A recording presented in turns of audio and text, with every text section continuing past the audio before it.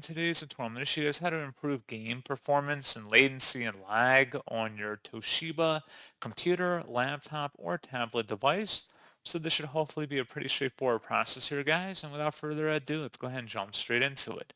So all you have to do is open up the Start menu and search for Settings. Best result should come back with Settings. Go ahead and open that up. Select System on the left panel, and then on the right side, select Display. And then on the right side again, you want to scroll down underneath related settings and select graphics. And where it says optimization for windowed games, go ahead and toggle that to the right to enable. And then you will need to restart your games, but I'd recommend actually restarting your computer. And then hopefully your issues should be resolved. So as always, thank you guys for watching this brief tutorial. I do hope that I was able to help you out, and I do look forward to catching you all in the next tutorial. Goodbye.